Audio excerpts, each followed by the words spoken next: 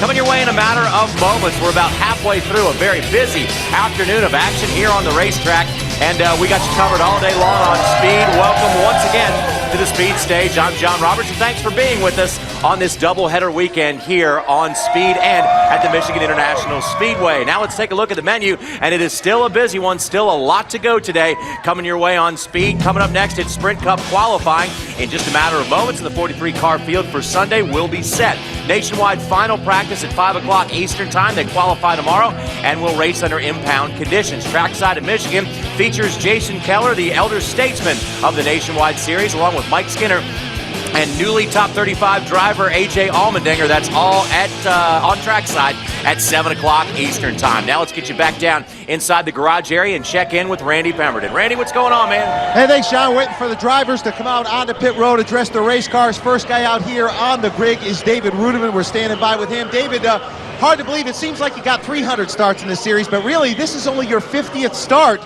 and it's happening here at Michigan. I guess we think that way because you've done so well in the Busch Series or the Nationwide Series now, but what do you look for here in qualifying? Talk about your 50th start. Well, I mean, yeah, you're right. It's hard to believe that I've been with my 50th start, but I guess time flies when you're having fun. But I think we got a pretty good UPS Toyota. Ryan Pemberton and the guys have done a really good job. This is the same car that we had at Pocono, and it was a pretty good car there. It's been pretty decent, and if we just need to get a good lap posted here and get a good start on Sunday and get a good pit selection, that'll be the end of a good day. You guys have done a lot of work over at Michael Waltrip Racing. Obviously, this team went through a lot last year. It seems to have come around a little bit this year, although you guys have struggled. Some of your first brand new race cars, I believe, are now starting to come out, and from what I understand, this car is a little bit better here this weekend. Yeah, absolutely. These, that's the guys at Michael Waltrip Racing, just working in the fab shop, just working insane hours trying to get us new cars built and building our own cars, and they're a ton lighter than, not a ton, but a lot lighter than our cars when we started out the season. And that's what you need. You need light cars, you need fast cars, cars that respond well, and it seems like we got a pretty good package going, and it's all credit to the guys at the fab shop and the hard work they do. Okay, David Rudiman looking to make his 4th start here at Michigan, and they're hoping that they're on top of the game now, getting some new cars built over at Michael Waltrip Racing. Now to my partner, Hermie Sadler. Well, thank you, Randy. And if you guys watched the last couple of laps of last Sunday's race at Watkins Glen, you saw one of the more vicious-looking accidents we've seen since this new car came out. One of the combatants in that wreck was David Gitteling. David, tell us a little bit about, number one, the accident itself, how you came out of it as a driver, and what you guys learned about your cars in the accident.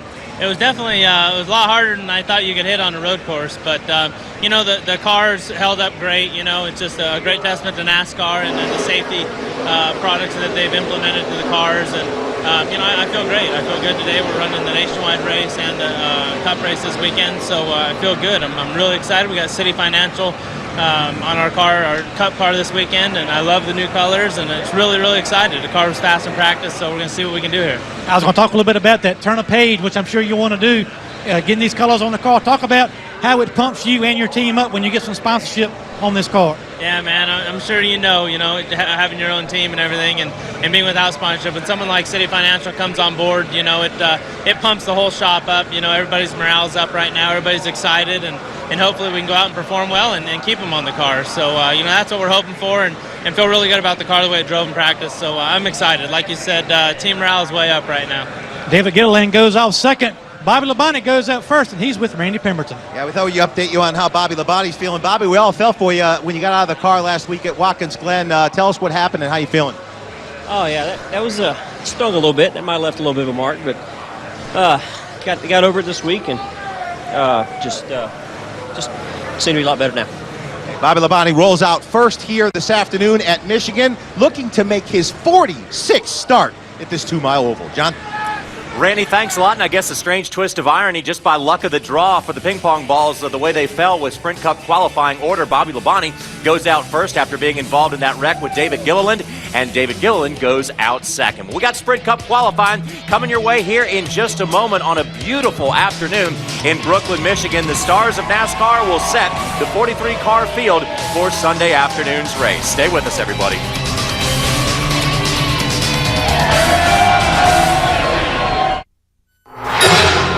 Before you go back to school, make sure you see the scariest product placement movie of the summer.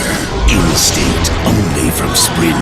out who is the fastest of the fast. Time for NASCAR Sprint Cup qualifying at the 2-mile Michigan International Speedway. Glad you're with us here on Speed. Steve Burns, Larry McReynolds, Jeff Hammond, Ray Dunlap, Wendy Venturini with you. 44 cars here for 43 positions. Just 4 races remain in the race to the chase, guys. Top 12 advance to the championship hunt. And when you look at those 4 races, it's 2 2-mile racetracks here this week and a couple of weeks at Fontana, California Speedway, and then a couple of short tracks on Saturday night in the lights next weekend at Bristol, and then we end up at Richmond to determine these 12 teams. And the thing is, when you look the way the standings are right now, you can pretty much see that maybe from 5th on up, pretty good position, but 6th on back, I mean, including Jeff Gordon, only 126 points ahead of Clint Boyer, and that's the thing that you got to kind of like look at. It's not how far you're behind the leader, it's how far are you ahead of the guy that's basically chasing you, and that's Clint Boyer, David Reagan, and even Ryan Newman to a certain degree. Larry, we can debate it all day long. Ryan needs a huge race this weekend if he wants to, keep his hopes alive. He still has time, but it's going to take a lot for those guys to turn it around. But for David Reagan and Clint Boyer, they know what they've got to do. They've got to go up and knock somebody out of that position. And who's it going to be? Is it going to be Kevin Harvick, Jeff Gordon? Who's it going to wind up being? 6th through 13th, separated by just 148 points, as Bobby Labonte, the first driver out on this racetrack. Beautiful weather, 76 degrees. And again, 44 cars here for 43 spots. And the key thing is, we'll go back, we watch Bobby Labonte get his number 43 car up to speed and talk about that top 12 and why it's important what's going on here today. Qualifying up front in Michigan has proven it from the records. It's important to start up toward the front. And that's what will be interesting about Ryan Newman that you were talking about, who's got to make up those 204 points. We'll certainly talk about him when he goes out to qualify. But regardless of where he qualifies, he will have to start at the rear of the field because he had engine problems right off the get-go from practice. Only got 1 run in late in the practice session. So, Larry, do you think it's important because the mental aspect of it? Is it because of pit position? Because we saw a week ago at a race course where you're not supposed to make up ground, Marcos Ambrose in the 23 car came from 43rd to 3rd. I mean, you and I both know if you can get a little bit of pit strategy, you can get up there to the front by putting on 2 tires or maybe gas and go, or maybe even just by staying out, and you can get that track position. But then once you achieve it, where's the plus or minus of qualifying bad? Well, I just think that this race does not normally warrant very many cautions. So you have to do it out on the racetrack, and then along with a little bit of strategy. Now, even though qualifying here will be 2 laps, I think we'll see most, especially of our top 35, do exactly what Bobby Labonte did. 1 and done. Bobby ran a 39.23 in that 43 car. And I was trying to see exactly that actually was a little slower from what he practiced. And let's talk about, we haven't kept up with it all day, but we do believe that right at this moment, the racetrack is probably the hottest it's been all day. They practiced early today. He may have laid down this time where he was 27th quickest, Steve, and that may be indicative of the cooler racetrack. And right now, we may wind up seeing guys run slower. We talk about the draw. It could affect these guys that go out early.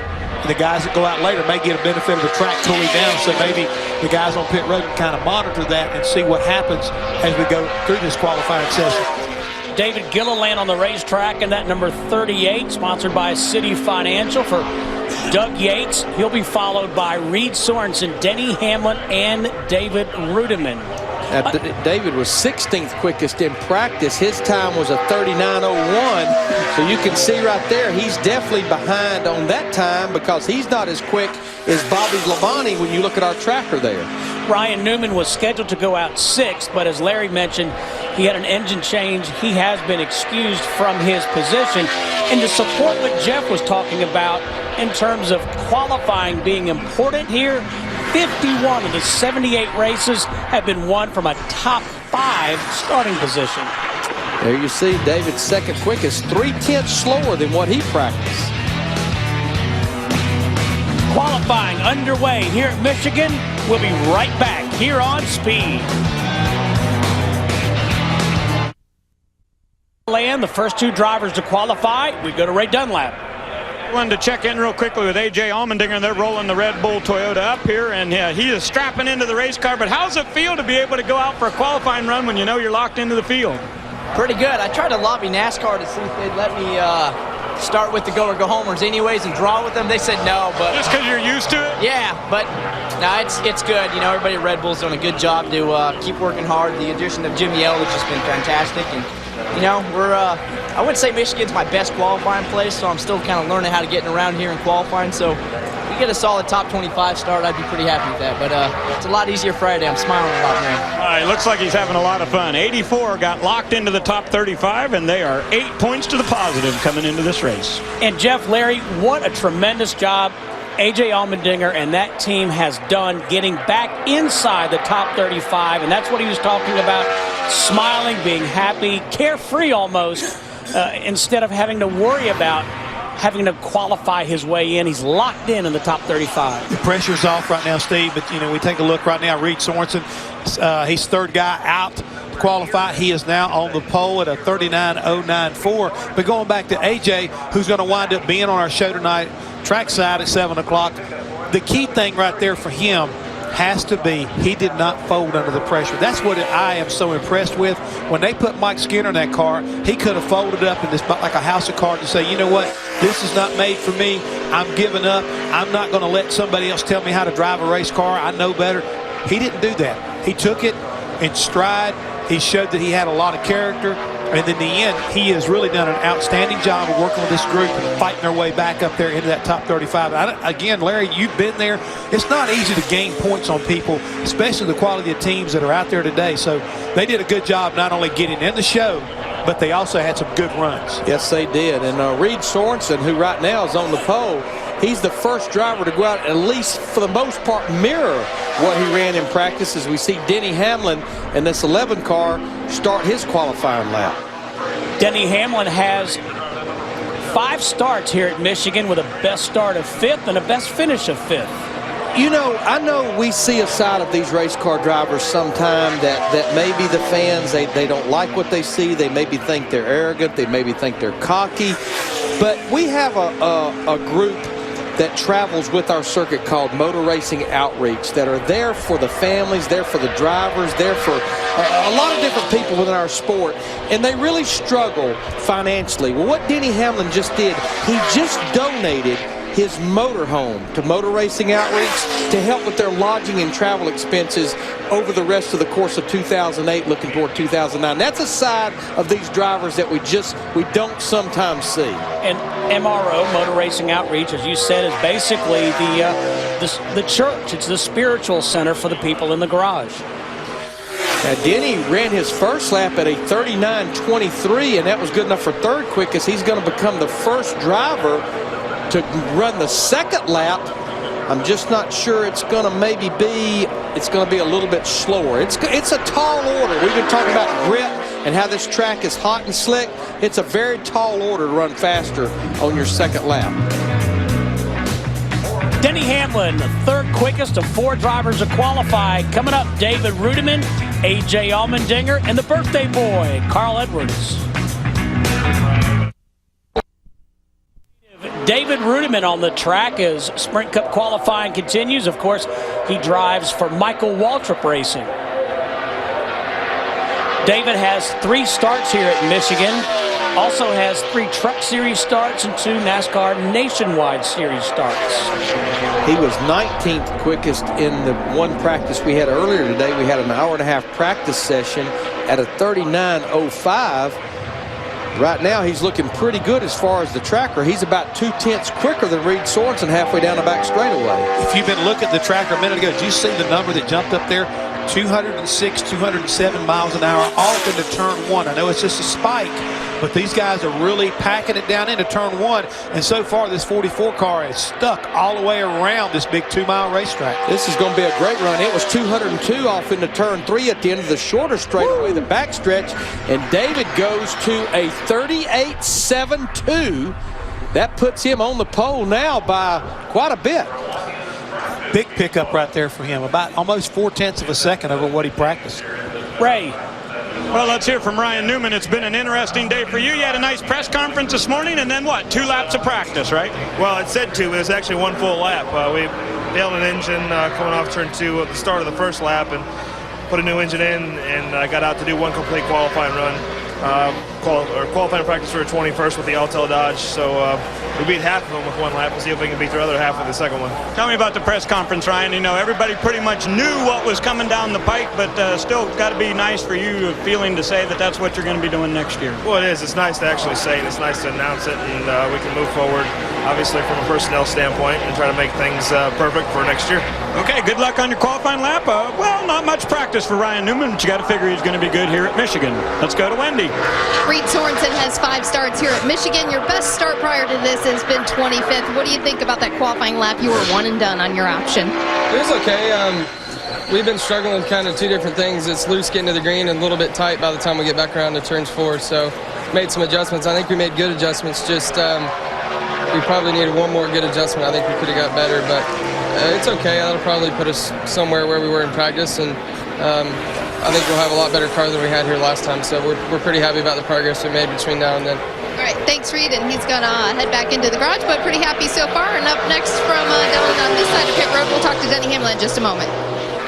Well, Wendy, on the strength of 4 consecutive top 20 finishes, A.J. Allmendinger has moved into the top 35 in owner points and a guaranteed starting position. The journey that this driver and this team that they have been on here in 2008, if you remember, AJ missed the first 3 races, did not qualify for the Daytona 500, Fontana, and Las Vegas.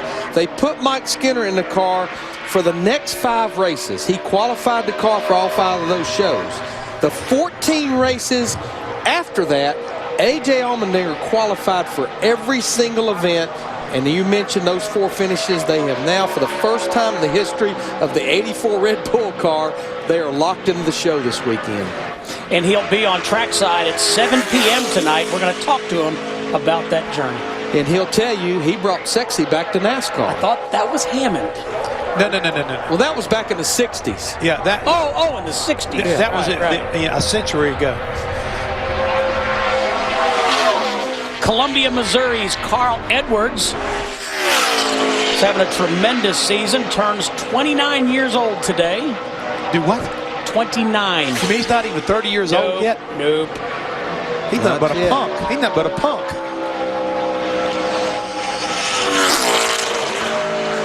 Eight Michigan starts. Carl got a win in 2007 in the June race. Led 63 laps on that day. Ooh, he had his hands full right there, Larry. He did do that. You could see it really hurt the time off of David Rudeman coming off turn 4, but he's still going to be second quickest. And actually, Carl made his very first career Sprint Cup Series start here back in August of 2004, 143 races ago. As promised, back to Wendy. You guys, and Denny Hamlin's just sitting here, but you got this look on your face. What's up with these emotions you're feeling right now? Because you don't look happy. It just sucked, man. I mean, we just we can't get a grip on this qualifying crap. It's just we're just not getting it together. We're always one way or another. Just can't get that balance right, it seems like, and so we're just gonna start in the back like we usually do and have to spend most of the race working our way back to the front. All right, thanks, Denny. And of course, Denny is trying to fight for all the points he can right now as we wind down to the final races before the chase. Well, Wendy, as we watch Casey Kane, I will guarantee you that Denny Hamlin not only is disappointed about qualifying, but he too knows the numbers, maybe not the exact numbers, but how important it is to start up near the front here at Michigan. Yeah, he's only 83 points to the good right now. Even though he's ninth, it's still only 83 points. Now, Casey Kane was on a little bit of a pole run getting down to the middle of turn 1 and 2, but lost a lot of ground from the center off. It carries all the way down that back straightaway. Again, it looked to me like he went in a little bit too deep, saw that number spike as far as miles per hour, over 209 miles an hour down into turn 1, about 2 miles an hour faster than David Rudeman. The problem was once he got there, he couldn't get the car to rotate like he needed to. Hurt him on his exit. Same thing down in turn 3 and 4, got in really deep. Again, hurt him on the exit. He's going to wind up like 4th quickest with this lap, a 39.10. 5 straight top 15 finishes for Casey Kane coming into this weekend's race. Finished second here in June with this very same race car. Coming up, we'll see Michael Waltrip, Kyle Busch, Clint Boyer, and Kevin Harvick when qualifying continues from MIS. Riders love it when the road throws them a curve. But if your payments throw you a curve, it's a different story. Now's the time to get a straight deal from Honda. You'll get low APR financing that's fixed for the life of the loan. No increases, no surprises down the road. And right now, you can also get up to $1,000 in bonus bucks to use for gear, accessories, even your down payment. So go ahead, let the road throw you some curves. It'll be a lot more fun with a straight deal from Honda. This is America, and you have the freedom to cheer. Number 9! Idolize. Dale Jr. Mr. Jeff Gordon. Celebrate. Michael Montoya. Maybe even get carried away. Martin Truex Jr. He's the man. Only Bank of America gives you the freedom to bank with the same kind of passion. With NASCAR banking, your check card, your credit card, your driver. Want to get in on the action? You can with Bank of America. Bank of Opportunity. We took a poll and asked what Americans want, and unanimously they said, free gasoline. Free gasoline. Free gasoline every day. How about $2,900 in free gasoline every day? You know I like 29. Shell is giving away $2,900 in free gasoline every day, plus thousands of other prizes. Just pick up a game card at a participating Shell station. Scratch off the gunk and go online for your chance to win. Hurry in today for your game card while supplies last.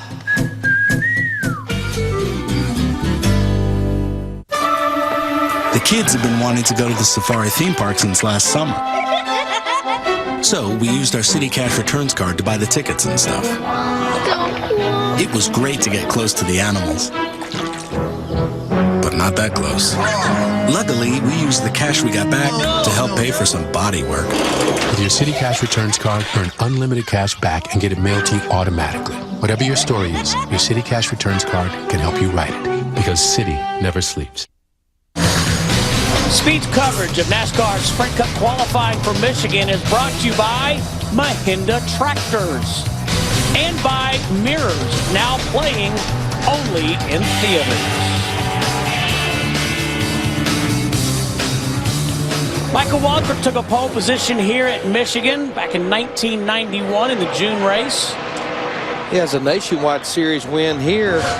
This will be his 47th career start here at Michigan. This is a brand new race car. And the good news for Michael Waltrip Racing, I know there was some news that did not make them very happy, that UPS would not be returning to their organization, but Napa will be returning in 2009. I couldn't imagine Michael Waltrip not having Napa. Would not seem right. For so long, and their commercials have been outstanding. But this lap is not going to be, I think, to Michael's liking. Well, he's about a little over half a second off of his teammate, David Ruderman. Let's go to Wendy. Well, Carl Edwards was just saying the car felt pretty good. How was that lap for you? I thought it was real good. The only thing is I wiggled a little bit off of 4, got a little bit free, but the guys did a really good job. I see Bob walking down here right now. He's not too happy. He's struggling a little bit.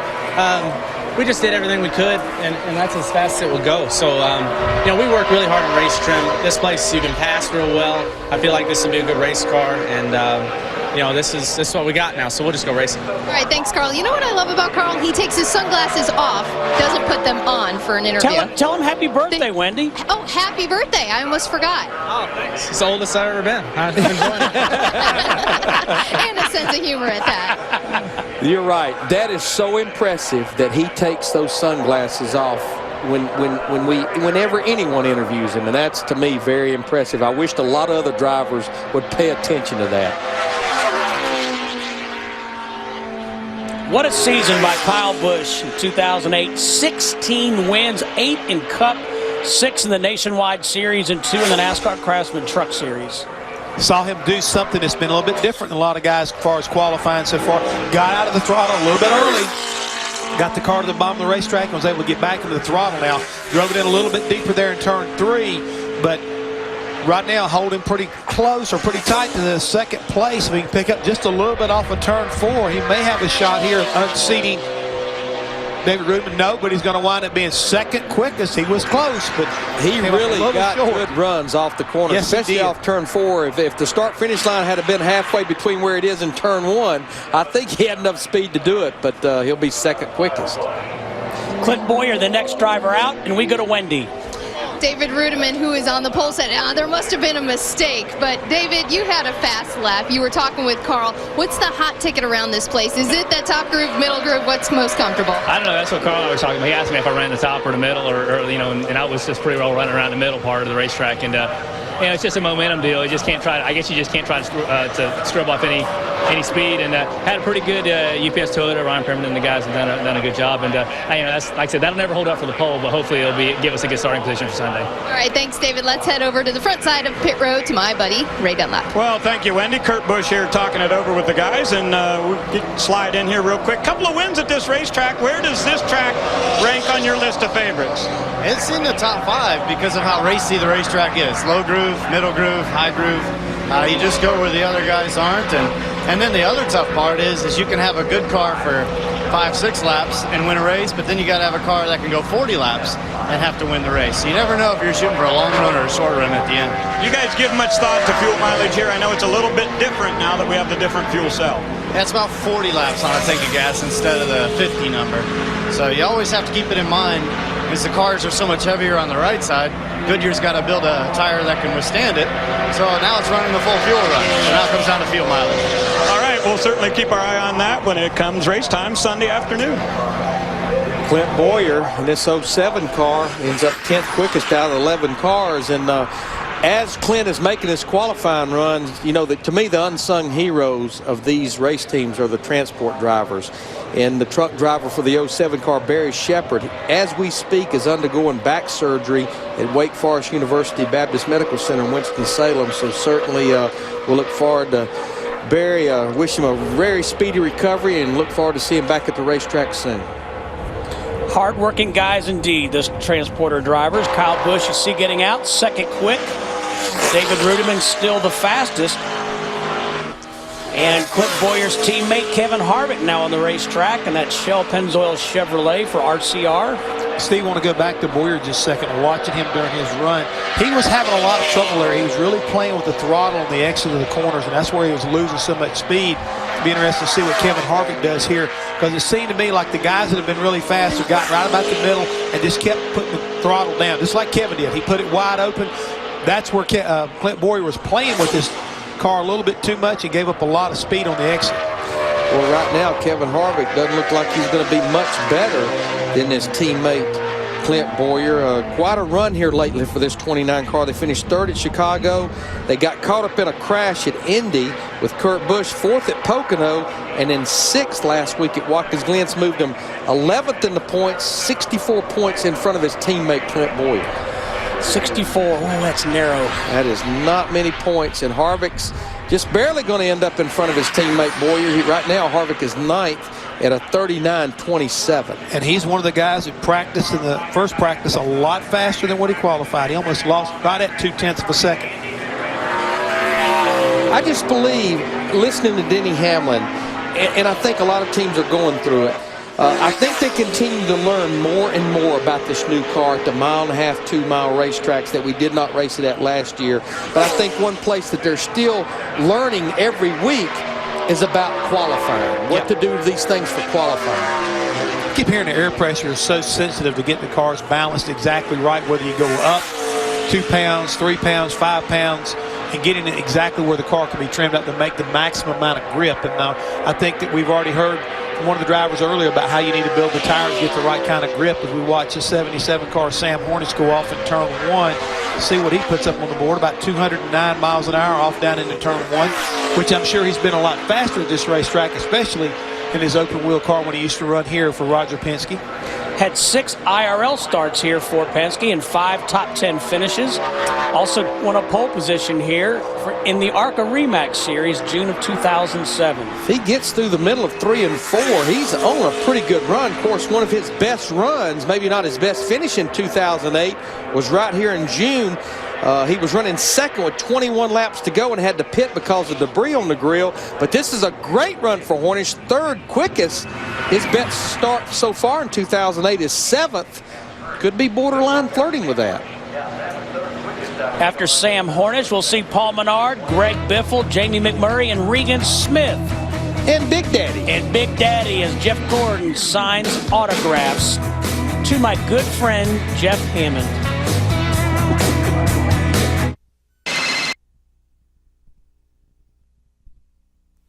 All right, later on, as far as money's concerned, this weekend NASCAR, our man Steve Burns will be there from 8 to 9. And on Speed, you got to stay tuned in. It's the only show where the drivers tell the story. This weekend NASCAR, Steve Burns hosts the biggest names in NASCAR to discuss what went on at Michigan and what's coming up next. This weekend NASCAR, Monday night, 8 p.m. Eastern on Speed. Be there. Do you know what skill Michael Waltrip exhibited last Monday night? Hang on. He was quiet? No, he put his ankle behind his head. I've seen him do that before. You have? Yes. He did. I was impressed.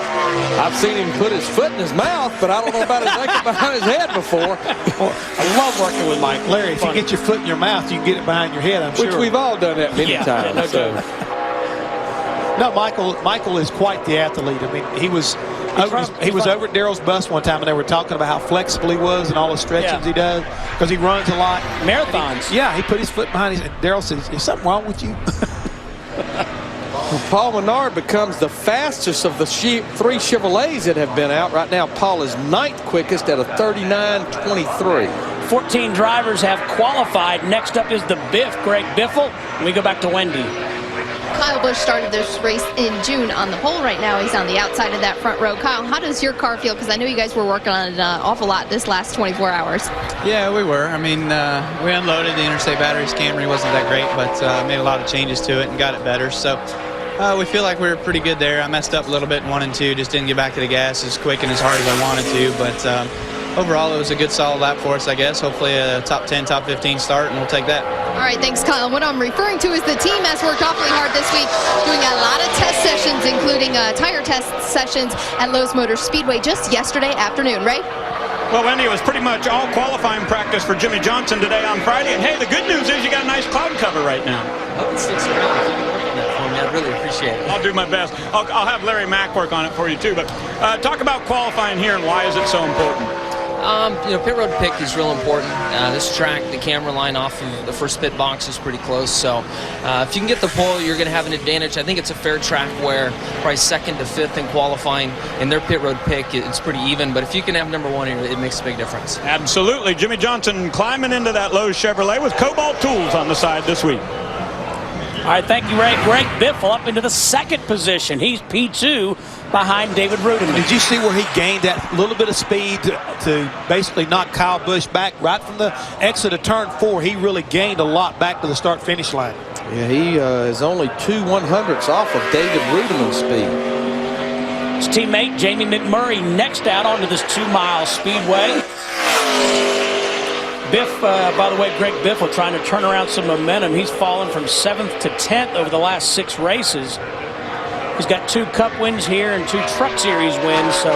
And Steve, that's the one thing that I keep trying to point out to folks is that we are in this dogfight between the guys from basically 14th to about 7th or 8th. You lose a little bit of momentum. You have a little bit of a problem. Can you right the ship in the final 4 races, dig in, and either hold your ground and be able to gain some points against these guys? Because I'm telling you right now, David Reagan's got nothing to lose. He can come at you. Clint Boyer, he's got nothing to lose. They can gamble. Because if they don't do something to get back up in that top 12, it doesn't matter. It really doesn't. Jamie McMurray here in this 26 car, he's on a pretty good run, it looks like. Of course, Jamie had a good race car here back in June, actually led some laps late in the race and had to stop for fuel before the end of the race. But right now, he's working on a top 5 run. Right up in there between maybe his teammates Greg Biffle and Carl Edwards, who are 2nd and 5th right now. After Jamie, it'll be Regan Smith, Mark Martin, and Elliott Sadler. Sadler was 2nd fastest in the 1 practice earlier today. And he ends up smack dab between Greg Biffle and Carl Edwards. Biffle is 2nd, Edwards is 6th, and now McMurray is 4th. Back to MIS with more qualifying. Howell says to my good friend Larry Mack.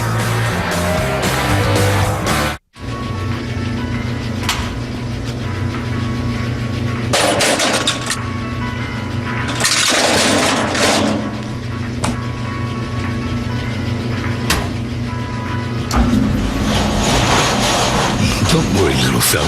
Bristol's right around the corner. The most famous race on the nationwide circuit returns to the world's fastest half mile for the Food City 250, Friday, August 22nd. Bristol Motor Speedway. Racing the way it ought to be. Mahindra tractors do more than other tractors because Mahindra tractors are stronger than other tractors. But you know what makes the strongest statement of all? The peace of mind Mahindra owners get just from having one. Stop by sometime at MahindraUSA.com. Mahindra Tractors. Cultivate your dreams. Join Baseball Tonight all season long for the latest news, in-progress highlights, and expert analysis from the guys who know the game inside and out. Baseball Tonight at 10 and midnight on ESPN and ESPN HD. ESPN, serving sports fans around the world. Sponsored locally by Las Vegas. Has your world gone crazy? Go Vegas crazy. Visit LasVegas.com.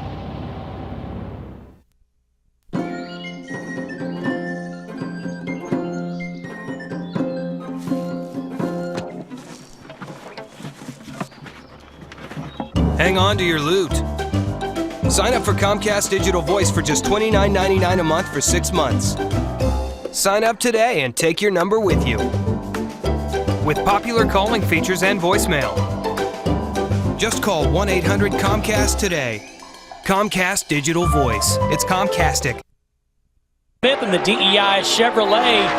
Young man out of Cato, New York, in the second position, right behind David Rudiman by just 1/100th. Actually, less than 1/100th. Less than 1/100th. Yeah. Never saw that coming. He picked up right at a half a second, guys, from what he practiced at. By far the fastest Chevrolet. Next closest is his teammate Paul Menard, who's 12th quickest. Here's another DEI car. Mark Martin in that 8 car. 4-time winner here at MIS. Another one of those guys, teams that had a great race car in June and just came up short on the fuel mileage situation. Mark also has 2 NASCAR Nationwide Series wins here to go with an IROC win. And he'll be in that Nationwide Series race that we'll have tomorrow here. It was pretty good in practice session that we had just shortly before this qualifying session.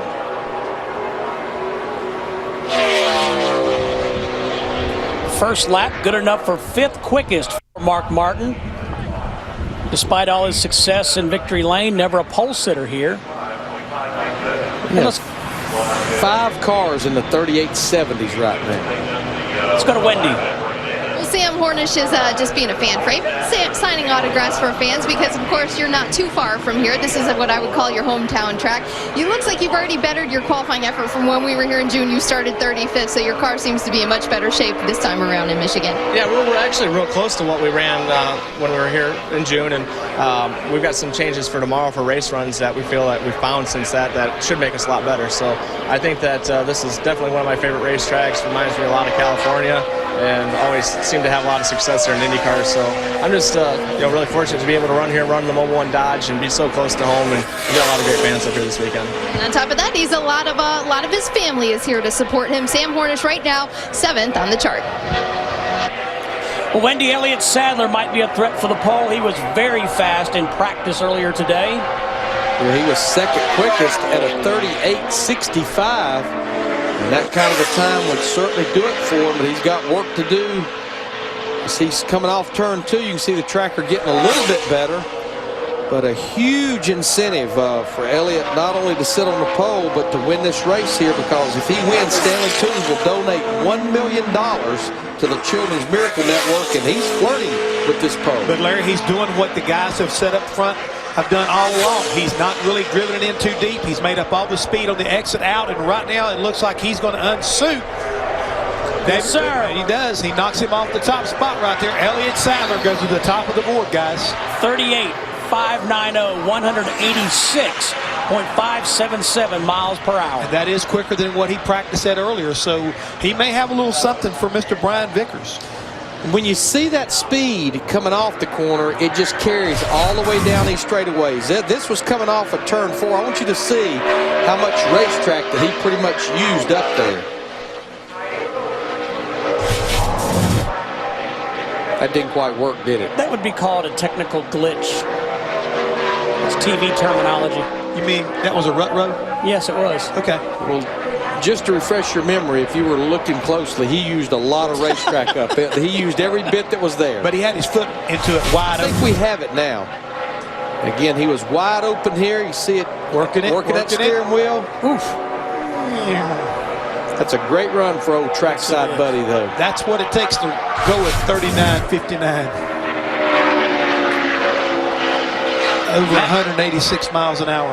Matt Kenseth comes here 12th in points, and Jeff, we've been talking about it, just 22 points ahead of Clint Boyer. But again, this is a kind of racetrack that Matt is kind of like been licking his chops for. When he runs really well here, he'll be good over the next 4 races. So if he can put together a string of finishes like he's done in the past, he should be able to make it and hang on to that top 12 as far as the chase is concerned. And you know, Matt Kenseth and Jimmy Johnson, they are the only 2 drivers, as Matt ends up sixth quickest, they're the only 2 drivers to make the chase all 4 seasons. Do you know what crew chief, besides Chad Canals, has made it all 4 seasons? Tell you what, why don't we go to break and I'll let you think about it. I'll share it with you maybe when... Robbie Reiser? Nope. Well, yeah, but that doesn't count. It's not going to make this.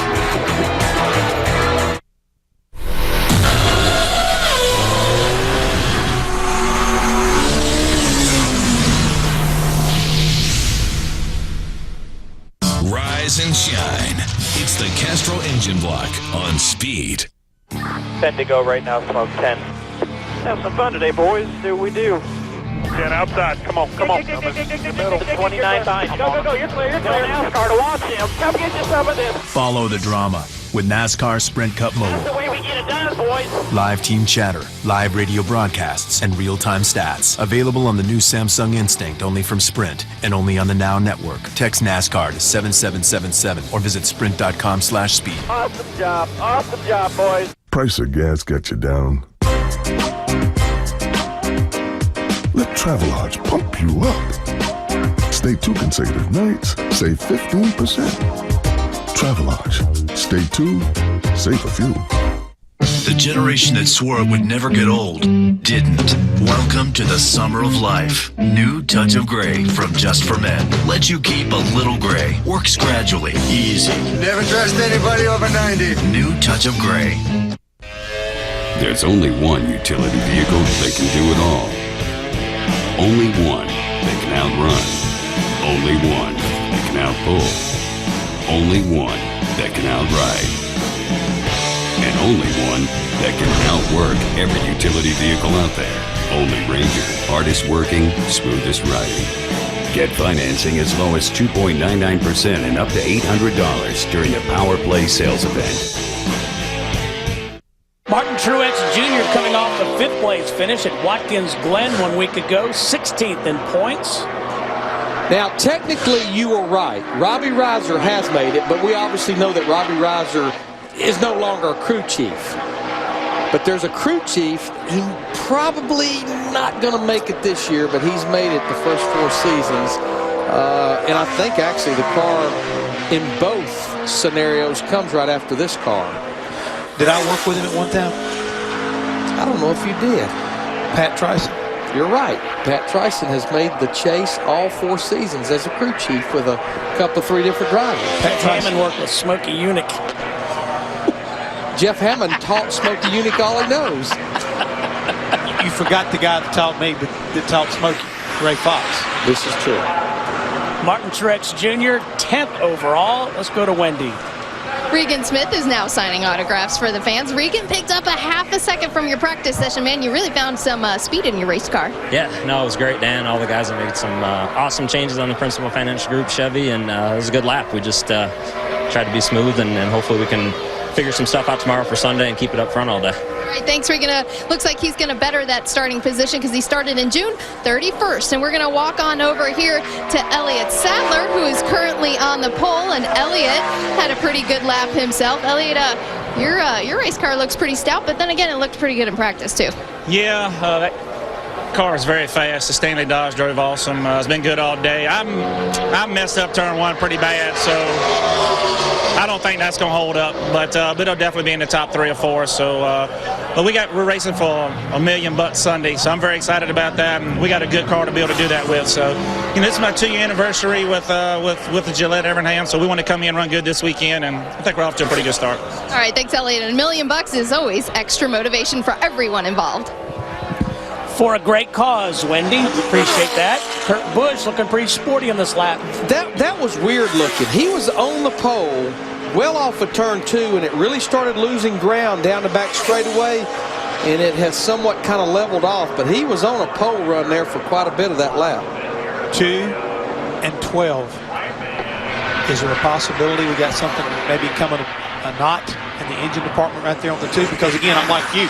I thought at the beginning he got out of it early, but he lost that speed and he never even attempted to gain any of it back. Never got it back. He's going to end up 6th quickest at a 38.776, and he'll pretty much be one and done. But yeah, well on down the back straightaway, he was in good shape. Yeah, and don't get me wrong, folks. I'm not saying he does have engine problems, but the 12 car did lose an engine at the start of practice earlier today, and it makes you wonder maybe if something was happening right there with the 2 car. So he looked like he was clearly going to sit on the pole with that effort. Was teammate Ryan Newman. We documented his engine travails. He was scheduled to go out 6th, but he was excused by NASCAR, the 23rd driver to attempt qualifying here at MIS. Does that mean trouble? Yes. Travails? Yes. Okay. Now, as he told Ray, he only really got 1 lap in, but in that 1 lap, he was 21st quickest with that brand new engine that Roy McCauley and the boys put in. And this run here, you heard Jimmy Johnson talking about how important pit selection is. That's pretty much what this qualifying run will be all about for this 12 car. Larry, I think you mentioned Ryan Newman, the track holds the track qualifying record of a 37.069, 194.232 miles per hour back in June of 2005. That's pretty much all but, if not, wide open around this 2-mile racetrack. As they say, that's hooking and booking. It's going to be a pretty solid run for Ryan Newman in the 12. He lost a little bit of ground off turn 4. Might squeak in the top 10. He ends up 10th at a 38.869. Newman won here in 2003 and again the next year. Coming up, we expect teammates Jeff Gordon and Jimmy Johnson, then Dave Blaney and David Reagan.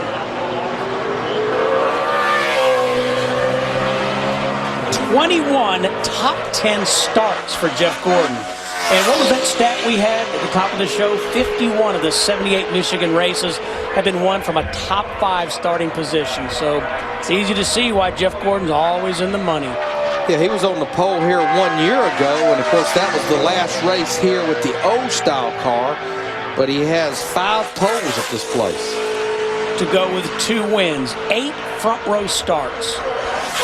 And he was 10th quickest in the practice session early this morning, so it'll be interesting to see what kind of changes Steve Letarte have put on this race car to try to pick up a little bit more speed. Jeff, you mentioned during practice today that Jeff and the team were disappointed with their race at Watkins Glen. That was puzzling. I mean, he's the best road racer in NASCAR history with like 9 or 10 wins. No, and again, I would like to have a little bit more information, a little time to sit down with Steve Letarte to better understand what went on there, because it was totally uncharacteristic with him.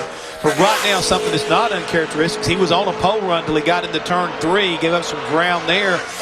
Currently, he's kind of coming back toward 3rd, but looked like he had a shot at sitting on the pole, and he's still coming. Yeah, he looks like he's going to be outside of the front row right now. He runs a 38.70, just a 10th off of what Elliott Sadler, the 19 car, ran just a little bit ago. Did you say inside the top 5 you win the races? Yeah, 51 of 78. Okay, I think he's going to be inside that top 5. Unless I'm badly fooled, he should wind up being inside the top 5. So you got to look at him as possibly having a shot at finally getting to victory lane this year. Defending champion of this, actually won here in June. Dale Earnhardt Jr. strapping in. And let's go down to Ray. You know, we were talking here just a little bit ago, Steve, about how big that win was for them back here in June. You know, everyone was asking, when will Dale Jr. win again? Well, they made that answer. A very interesting race we had back here in June. And, of course, Dale Jr. with 2 Nationwide Series victories at this track. So they believe that this weekend could be another chance to get back to victory lane. Jimmy Johnson, you heard him talk about concentrating on qualifying. Never a winner here at Michigan, which he said earlier this week was shocking as well as they've run here. 6 top 10 finishes for Jimmy and 13 Michigan starts. Yeah, he started and finished 6th in June, but you know, I think if you look at the finishing order, certainly not to diminish the win, but Dale Earnhardt Jr. 88 car, where people finished is not indicative of where they were running, because we had cars running out of fuel left and right in the last 8 to 10 laps of that race. But he's on a pole run right now with his 48 car. It's going to be mighty close. Ooh, not even close. Wow. 38-49. Jimmy Johnson jumps to the top of the chart from P1 as he sneaks in front of Elliott Sadler. We'll be back to Michigan. You've seen the race. Now find out what really happened on the only show where the drivers tell the story of how it went down and what's up next this week in NASCAR. Monday night, 8 Eastern, 9 Pacific. NASCAR on Speed. Be there. It's time to turn a small budget into a big difference. It's time to try something new. It's time to dream big while they're still small. It's time to start. The Home Depot. You can do it. We can help. Days Inn has a sunny new look outside. It's the sign of more value than ever inside. They're really helpful and friendly. And they make me feel welcome.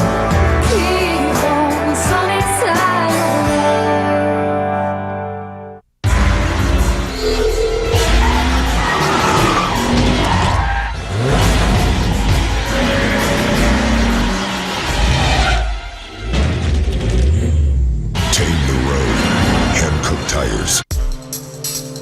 Master of Disguise. Observe NASCAR driver Elliott Sadler, a master of disguise. Today, Agent Sadler is a guest spotter for Sunoco's Free Fuel 5000. If you get spotted near Sunoco with our decal on your car, you win free fuel instantly. But the thing is, I'm moving in. You never know when we'll be watching. Get your decal at Sunoco. Get spotted, win free fuel, and a chance at 5,000 gallons. The Free Fuel 5000 right now at Sunoco. Coverage of NASCAR Sprint Cup qualifying for Michigan is brought to you by Can-Am ATV. The ride says it all. And by New Touch of Gray that lets you keep some gray hair. New Touch of Gray for the generation that swore it would never get old. I need to get some of that. Thought you already had. I'm heading that way. Listen to Hammond. I just figured I'd say it before Larry did. And he was getting ready to. Well, once again, I'm going to stay out of the hair fight. Now, driver number 88, Dale Earnhardt Jr. on the racetrack. His teammate Jimmy Johnson, for the time being, has pole position. Of course, as we said, Junior won here back in June, breaking a 76 race winless streak. He's flirting with it halfway down the back straightaway. He can get that thing to turn, pick that throttle up, and not have to roll out on late exit of turn 4. Just didn't carry that speed through the middle and off. Get back to the throttle as hard as Jimmy Johnson did. Still going to be a great run for Dale Earnhardt Jr. He's going to end up 3rd quickest behind Jimmy Johnson and Elliott Sadler. Nice pickup right there, Larry. Almost 0.3 of a second from what he practiced at earlier today. Or the Hendrick Brigade looking pretty stout here. 3 of the top 4 right now. Jimmy Johnson on the pole, Earnhardt Jr. 3rd, and Jeff Gordon 4th. I think Chevrolet's tired of losing here at Michigan. Hey, while we were away, David Reagan solidly in 11th. Dave Blaney 14th. Let's go down to Wendy. Jimmy Johnson checking out the board. Hey, Jimmy, you're still up there now. Jimmy's had 1 pole here at Michigan back in 2004. You picked up about 3/10 from practice. Do you think that's going to stick? I don't know. I was shocked to hear that we picked up speed on our lap. The car seemed a lot tighter to me than what I had in practice. But when you're tight, you can stay in the gas and use the gas pedal. And my style, I usually like too loose of a race car, and it hurts me in qualifying. So I guess maybe it was close to being right. I still think, though, that somebody can get a little faster than that. I hope they don't. But this Cobalt Tools and Paula was really strong today since we got off the truck, and hopefully we can hang on to it. All right, thanks, Jimmy. A Chevrolet on the pole for now. A Dodge on the outside front row. Let's check in with Ray to see if a Toyota can knock him off. Well, Wendy, I'd love to talk to Tony Stewart about racing, but more importantly, I heard you talking about bass fishing, but I didn't get the whole story. I know you went with Red Farmer, but I heard somebody caught a big fish. Which one was it? Don't listen to Red, because Red lies. That every day that goes by, the fish got bigger and we caught more of them. But I caught a 6.5-pound largemouth out on my lake there in Indiana. So Red was there for 3 days hanging out with us, and we went and drowned some worms the other day and had a pretty big time. Caught about 60, 65 largemouth bass, so it was a pretty good time. That sounds like fun, and today a big press conference. You had to be glad to get that one off your chest. Yeah, it's nice. Everybody already knew what we were doing, but it was nice to finally get the formal announcement out about Ryan coming to Stewart-Haas next year and getting our teammate situation figured out. Really excited about it. Ryan and I are good friends, and I think we're going to have a lot of fun and win a lot of races with him. No doubt about it. When we watched that press conference today, 2 guys with a dry sense of humor, both having lots of laughs. Tony Stewart and Ryan Newman teaming up at Stewart-Haas. With Jimmy Johnson still the fastest, Jeff Burton just clocked in 19th. Qualifying continues here at Michigan. Hundreds of drivers come from thousands of miles for their one shot to be counted among the best of the best. Pink's All Out, Thursday nights, 9 Eastern, only on Speed. This is America, and you have the freedom to cheer. Number 9! Idolize. Dale Jr. Mr. Jeff Gordon. Celebrate. My Papa Montoya. Maybe even get carried away. Martin Truex Jr. He's the man. Only Bank of America gives you the freedom to bank with the same kind of passion. With NASCAR banking, your check card, your credit card, your driver. Want to get in on the action? You can with Bank of America. Bank of Opportunity. What your engine feels, you feel. And when it's running clean, you feel it. Which is why Pennzoil Platinum has active cleansing agents to clean out up to 46% of sludge in the first oil change. That's 3 times better than the leading conventional oil. Pennzoil Platinum Motor Oil. Our ultimate clean for your ultimate feeling. Not just oil, Pennzoil. Buy a Pennzoil Platinum oil change at participating locations and get a free Kevin Harvick die cast. Buying a car is a big decision. You need some advice. That is why VHIX.com is so great. Check out the Power Circle ratings for any kind of vehicle. JDPower.com, Power Circle ratings. Anything that you want to know about a vehicle. Mechanical quality. The performance. Design quality. Powertrain quality. You're going to get the right car. All this great information right on VHIX.com. Use JDPower.com Power Circle ratings to rank vehicles you're interested in at VHIX.com, your online resource to find your ride. Dealer inventories are now searchable at VHIX.com on your mobile phone. 9th position in his Jim Beam Dodge, and while we were away, Travis Kvapil times in 18th, Casey Mears 21st. And now, boys, we're going to see a guy who may very well have a shot at the pole. Brian Vickers was fastest in practice, and he's, as Ray Dunlap pointed out during the commercial break, he's got the biggest break yet, a nice big cloud. Second big break. Big drawing right now really going to help him a lot also, because we've talked about the ambient temperature. If it's cooled down, it'll make more horsepower. If the racetrack cools off, it gets more grip. From all that, Larry Mack, what does that mean? You go faster. Yeah, and right there going through 3 and 4, when you're doing only 1 lap, which most of these guys are. In fact, Denny Hamlin's the only driver that's run 2 laps so far. That can be one of the most important parts of that qualifying lap. is getting through 3 and 4, coming to take the green. And right now, he is in great shape as he's coming off turn 2. Great shape. When he came to take the green, he was already on a pole run, so he really got through 3 and 4 really well. But the key thing is, Steve, I saw 211 miles an hour at the center of that corner. I know he's spiking up there, but he really drove her off down in there. And again, doing the same thing in 3 and 4. If he can keep his foot in it, close to that wall, but he hasn't lifted. He's going to be in his own zip code here. He didn't even get below 170 in the middle of turn 3 and 4. Get you some of that. How about a 38-18? Wow, he beats Jimmy Johnson by 0.3 of a second, over 188.5 miles per hour. Unbelievable. So Brian Vickers now in P1, bumping Jimmy Johnson. Wendy? Dale Earnhardt Jr. said, that's fast, man. Dale Jr. started 3rd here in June. Right now, you're 4th on the chart. The clouds came over, so I know that's helping some of these guys, but you didn't have that cloud cover a second ago. Yeah, it was a little sunny when I was going, a little slicker. It's nice, and it's about 10 degrees cooler now, and the track's a lot more grippier, but still we're happy the way my guys work. They brought a great car here. The engine's awesome. All the guys at the shop did a good job preparing this car. We're looking forward to this race. We've learned a lot since we were here last time, and we're using all that knowledge, and it's really got a whole different setup underneath it. So I'm looking forward to tomorrow's practice and working really hard and trying to improve the car and getting us a great run this weekend, trying to get another win. How important is the pit position here?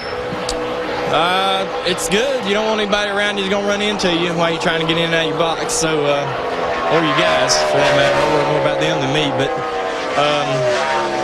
you know, Tony Jr. picks good pits and normally gets me something that's easy to get in and out of and around some good company. And you know, we just got to be going. We need to go fast in a straight line on Sunday, and I think we've been doing that all year. And we've learned a lot on the setup since the last time we run here, and I'm really itching to see what that's going to do for us. All right, thanks, Dale, and I'm sure he's itching to get back in victory lane, much like he was here in June. Ray? Well, Wendy, Dale Jr. had a pretty good guess there. Track temperature was 111 when the other cars were going, like when he was on the racetrack. When Brian Vickers went, 102, so almost a 10-degree temperature swing on track temperature. And it looks to me like this cloud cover is going to hold off for maybe 1 or 2 more cars, and then everybody else is in big trouble.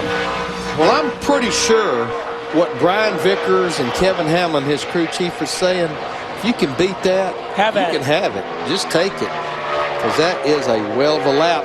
But this cat here, Juan Pablo Montoya, in the practice session earlier, he was 3rd quickest in this Dodge.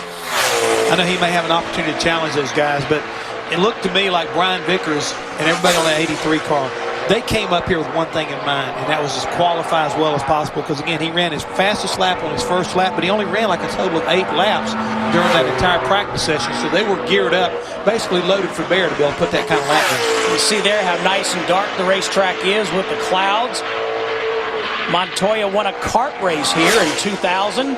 You could tell the car had that front end push off turn 2. He probably had to squeeze out of the throttle just a little bit, and you can see the tracker paying the price. Now, it'll start coming back down as he goes off in 3 and 4, but let's see what happens here on the exit of 4. But where this lap really took a licking was over there coming off turn 2 onto the back straightaway. Montoya is the last of the drivers who are guaranteed a starting spot. 16th when we come back. It's go. Cars, Johnny Sauter in the 08, he was the slowest of the 44 cars in the practice session we had earlier. Steve, you can call it a sweepstakes if you want to. I call it a pressure cooker. Absolutely. Carpentier turned 37 years old Wednesday. And this is going to be a great run for this 10 car. He looks like he's going to be well up in the top 10. How about 6 quickest? Not too far behind his teammate Elliott Sadler. Elliott Sadler 3rd overall. Patrick Carpentier, as Larry said, 6th. 185.979 miles per hour, 38.71. I would dare say that will lock him into the field right there with that impressive qualifying effort. But again, he's a qualifying machine. He is that. Set on the pole at Loudon back a few weeks ago. Coming up, Terry Labonte, Marcus Ambrose, Scott Riggs, and Tony Raines. Then Joe Nemechek, Brad Coleman, Johnny Sauter, and Mike Skinner, the final driver to qualify. Skinner, in case you missed it, will spend the next 3 races behind the wheel of that 00 for Michael Waltrip Racing as Michael McDowell sits out a few. And he'll spend part of his evening with us on our trackside show. We got to separate you two, if y'all got your differences settled. Oh, we got them settled. We're tight. What happened at the racetrack stayed at the racetrack. But we're at the racetrack. But I'm not his crew chief anymore. Okay. I just want to see if he's got a memory like an elephant. 54 starts for Terry Labonte here at Michigan. 2 poles for the Texas native. Terry was 43rd quickest out of the 44 cars that practiced earlier. As I mentioned, Johnny Sauter was the slowest. Terry's definitely looking a lot better on this qualifying run. And the good thing is, I love what NASCAR did. I just felt like it was so unfair to have these go-or-go-homers sprinkled throughout the entire qualifying session, to put them all together at the end of the show. I think that's a great thing they did. Right now, Terry ends up 16th quickest. You know, guys, he's had 3 second-place finishes in those 54 races here at Michigan, but never has won. Never won. You know who's got the most starts here? Ricky Rudd with 60. Wendy. Hello, guys. Brian Vickers on the pole right now. Fastest in practice today. You were able to back it up by 3/10 faster of a qualifying lap. You know you had a good car, but you don't want to say because you're superstitious whether or not that's going to stick. But congrats anyways. Well, you know, you don't put the chicken before the egg. You know, when the qualifying's over, you know, hopefully it'll stay. But it's a heck of a lap. We couldn't have laid down a better lap. I'm so proud of Red Bull and Toyota. And, you know, and anybody in this garage will tell you, you know, some days you just unload and it's there. And it was there first lap, first turn. I came off turn 2 and told Kevin, my gosh, this thing's great. You know, it just handled great. It had a tremendous amount of grip. And, you know, we hit it. And, you know, we went out on a limb. We tried some things during practice that didn't work. And then we went back to where we started. Made a few minor adjustments for qualifying. And I think it's probably one of the best qualifying cars I've ever had. All right, job well done to Brian Vickers and the whole Red Bull team, because when they came to the car and congratulated Brian, you could see how just purely excited the whole entire team was. Well, Wendy, Marcus Ambrose from Launceston, Tasmania, Australia on the racetrack. Won the Nationwide Series race in Watkins Glen last weekend, then backed it up with a 3rd place finish, which, as Larry said, made more impressive by the fact that he started dead last, 43rd on the field. Well, they've got some work to do on this qualifying lap here. I would say this could be a car that we see make that 2nd lap. As mentioned, Denny Hamlin so far, who's 33rd, he's the only car that's run the 2nd lap, but I think Ambrose, the slowest of the 38 cars, may be forced to go ahead and try to run this lap. Yeah, he's about 3/10 of a second off of what he practiced at earlier, so he really needs to try to pick it up a little bit more so he can get himself up in that field solidly. You'd hate for a guy to come off such a fantastic weekend like he had at Watkins Glen not to be able to make the show this weekend. Unless he can really improve, this is going to lock Patrick Carpentier in the show in that 10 car, who's 6th right now. Jeff, but to your point, that's the reality of this sport. You win one week or you finish 3rd as he did in the Cup race, and struggling to make it here at Michigan. But this is what you've got to do. I don't know how he's able to do it, but he picks up those 3/10 that he left on the table, matches what he did in practice, and Larry, that could be huge before this qualifying session is all said and done. That could be the difference right there between racing on Sunday or loading up, heading back to Harrisburg, North Carolina. Ambrose won 27 races in 2 years in the Australian V8 Supercar Series, a series similar to NASCAR. They race sedans on road courses. Next up, it's Scott Riggs, Tony Raines, and Joe Nemechek. Now, Scott had bumped his way into the top 35 for a couple of weeks, but after kind of a rough week last weekend and the good run by A.J. Allmendinger in 84, now the 66 car is 37th on owner points, 31 points out of the top 35, but he was the fastest of the go-or-go-homers in that practice earlier.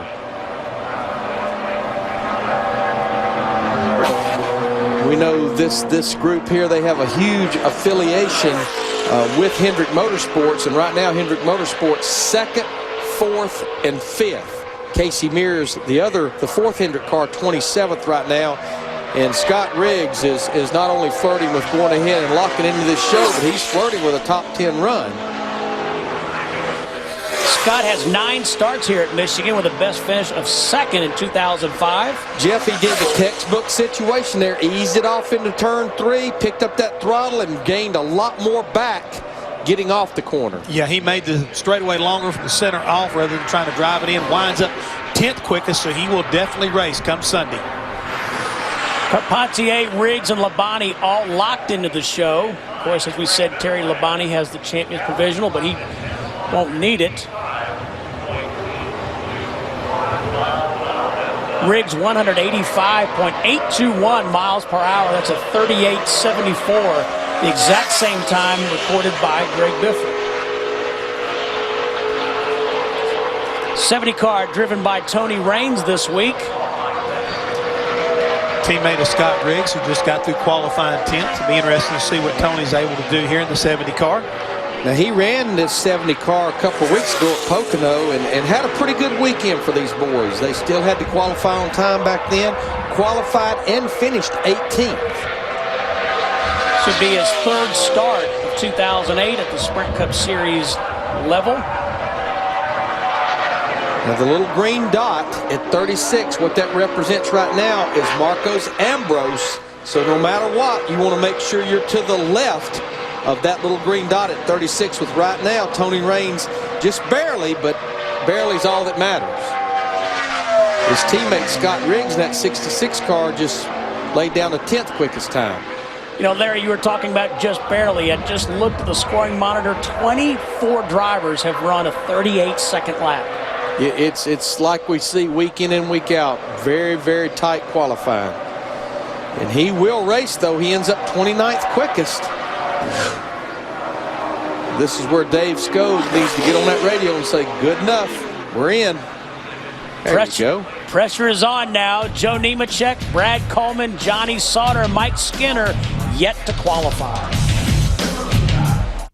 Sunday, NASCAR Race Day marches into Michigan, where more than manufacturer bragging rights are on the line. Yeah, baby. NASCAR Race Day, built by the Home Depot. Live coverage begins Sunday, 11 Eastern. NASCAR on speed. Be there. Price of gas got you down? Let Travelodge pump you up. Stay 2 consecutive nights, save 15%. Travelodge. Stay 2, save a few. We took a poll and asked what Americans want, and unanimously they said, free gasoline. Free gasoline. Free gasoline every day. Shell is giving away $2,900 in free gasoline every day, plus thousands of other prizes. Hurry in today for your chance to win. Hi, I'm John Scher, CEO and founder of Video Professor. I'm the guy that gives away the free computer learning lessons.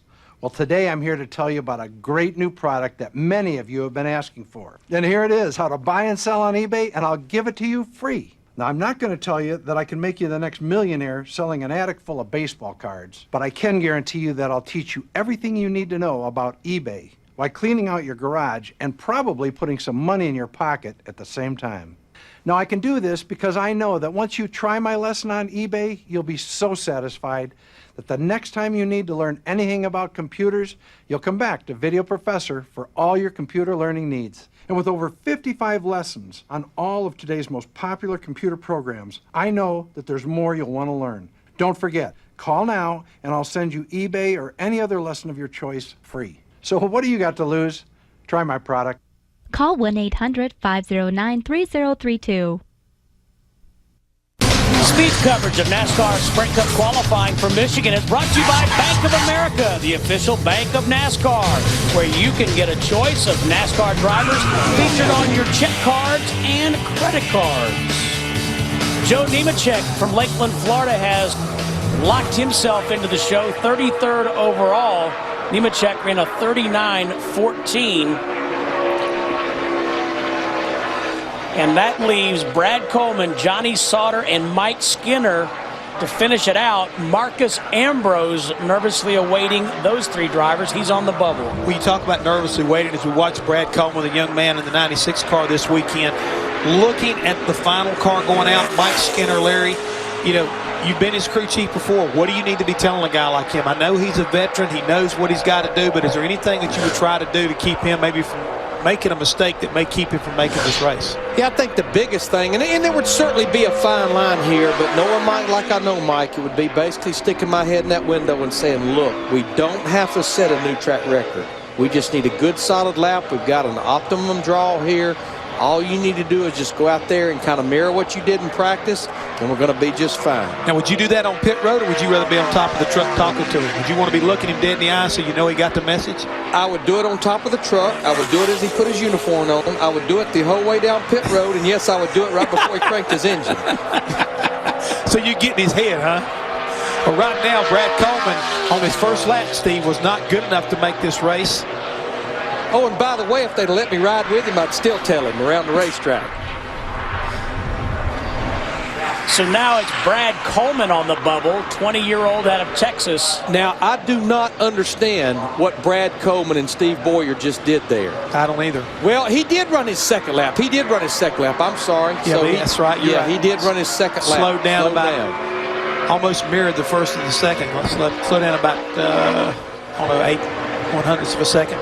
So we've got two cars that they're going to have to stand by and watch here coming up. Johnny Sauter and Mike Skinner, the 08 and the 00 car.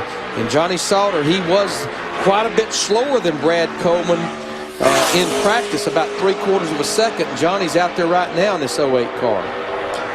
Here's another driver. If you had to have somebody behind the wheel, it'd be almost like a mirror image of your man, Mike Skinner. Johnny Sauter is going to do all he can to get this number 08 car in the field.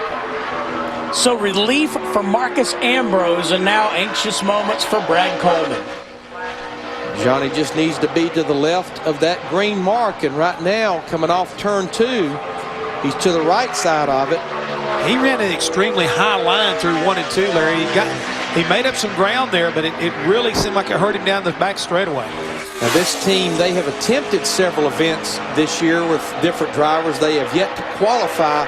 They plan on right now running about 6 to 8 more races here in 2008. I don't think this first lap will quite do it for Johnny Sauter, so I think they will, like Brad Coleman, like Marcos Ambrose, they'll have to go ahead and try to run this second lap. But you can see right there, the car walked up the racetrack. I'm sure he was well off the throttle. So I don't think this second lap will be any better just watching the car through turn 1 and 2.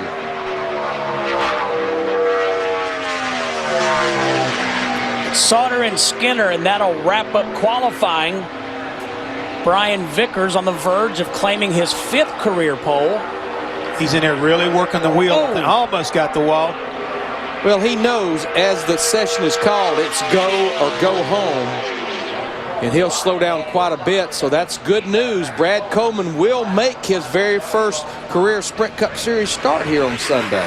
20 years old. So it all comes down to two guys, Johnny Sauter and Mike Skinner. Mike Skinner can run better than a 39.67. Well,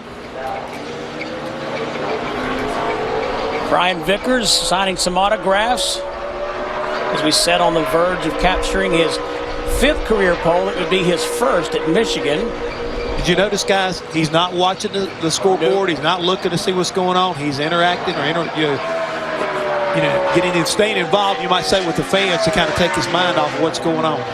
Mike Skinner, excuse me, Larry, 1 second. 46 career poles in the NASCAR Craftsman Truck Series, including 1 here earlier this season. You know, I mentioned earlier about how important turn 3 and 4 is coming to take the green. Mike Skinner is actually the guy that really taught me how important that was, because that's something at the 1.5-mile, 2-mile racetracks he always really focused on, knowing you were probably only going to run 1 lap.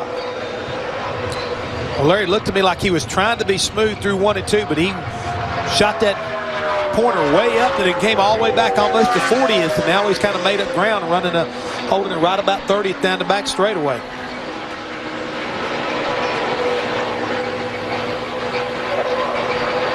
It's going to be, I think, just the right lap that he's looking for right here. So this will send Johnny Sauter to the house. And this is where Peter Suspenzo says, Mr. Skinner, you're in. You will race on Sunday. Winds up 22nd. First career pole for Team Red Bull, the 5th for Brian Vickers. Let's say we got a lot of those Hendrick Chevrolets up there. You see them, Jimmy Johnson, Dale Earnhardt Jr., Jeff Gordon, all in the top 5. And how about old Patrick Carpentier up there? 6th quickest in that 10 car. Greg Biffle, the fastest qualifying Ford driver. So Brian Vickers, the 12th different pole winner in this 2008 season. You've come a long way, baby. I'll say. This copyrighted telecast may not be reproduced, retransmitted, or used in any form without the authorized written consent of NASCAR Broadcasting. NASCAR would like to thank all of our loyal fans for your continued support, and we hope you enjoyed today's broadcast. Price of gas got you down? Let Travelodge pump you up. Stay 2 consecutive nights, save 15%. Travelodge. Stay 2, save a few. 10 to go right now, smoke 10. Have some fun today, boys. Do what we do. 10 outside. Come on, come on. The middle. 29 behind. Go. You're clear. NASCAR to watch him. Come get you some of this. Follow the drama with NASCAR Sprint Cup Mobile. That's the way we get it done, boys. Live team chatter, live radio broadcasts, and real-time stats. Available on the new Samsung Instinct, only from Sprint, and only on the Now Network. Text NASCAR to 7777 or visit sprint.com/speed. Awesome job, boys. On August 22nd. Wakey!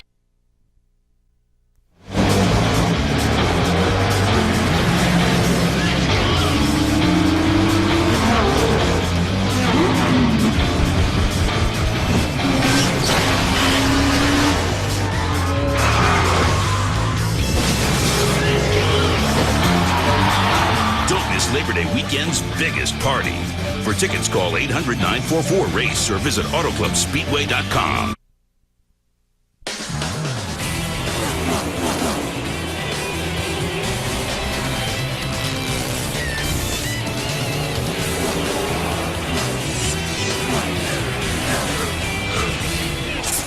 Welcome back once again, everyone, to the Michigan International Speedway on an absolutely gorgeous afternoon here in the Irish Hills area of Brooklyn, Michigan. The field is set for the 400-miler on Sunday. Coming up next, it is nationwide final practice here on a very busy day of on-track activity, and we've had you covered all day long on speed in front of some of the best fans there are here at the Michigan International Speedway. They come out in force because bragging rights are on the line for the manufacturers. I'm John Roberts. Thanks for joining us here at the speed stage. Let's take a look at the menu, see what's still to come today on speed. Nationwide final practice is next. That's their last chance to tune up before they will qualify and race tomorrow.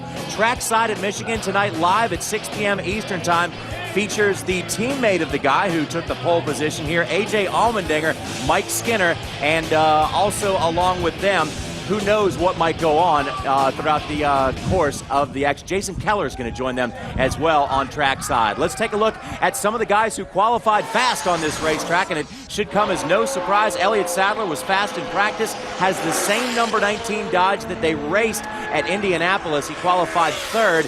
And Elliott has a million reasons to try to run strong. You can find out more about that on trackside tonight. Jimmy Johnson sat on the pole here once before, qualified 2nd this time around. And a lot of people believe that the 48 has hit their championship's stride. And for the 5th time in his career, Brian Vickers is the pole sitter, this time in his number 83 Toyota. And what a great day it is for Red Bull Racing as they have the pole, and also their other car did not have to worry about qualifying because he had a guaranteed spot in the top 35. Let's take a look at the field as it sits right now. It's Vickers and Jimmy Johnson on the front row, Elliott Sadler and Dale Earnhardt Jr.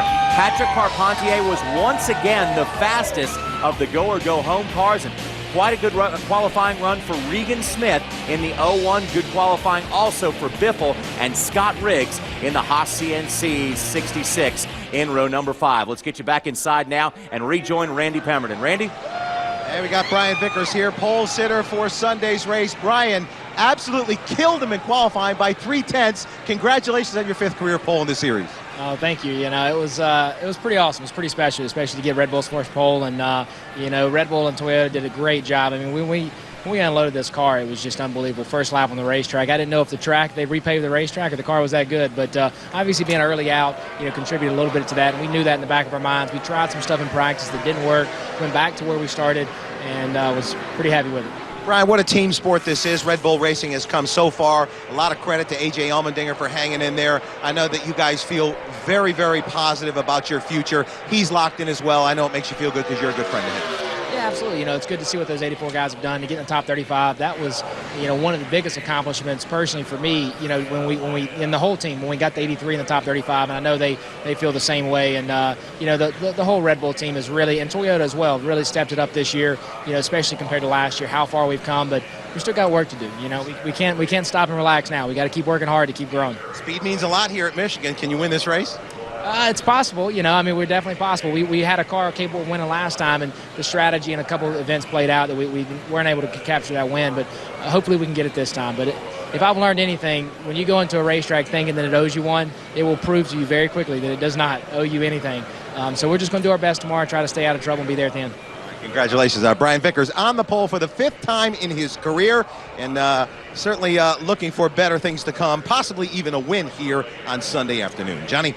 Randy, you better bet he can win here. Last time we raced here in June, he finished 4th in that number 83 Red Bull Toyota. Congratulations to that group on a great qualifying run, and now they have a great view of the racetrack when the green flag drops. We'll be back in a moment. The Undertaker has been resurrected. And the manipulator has been sentenced. Only one will survive the Devil's Playground. Edge faces the Undertaker in a Hell in a Cell match. Plus, two of the biggest superstars in WWE history have done it all except face each other. For the first time ever, John Cena will go one-on-one with the Animal Batista. WWE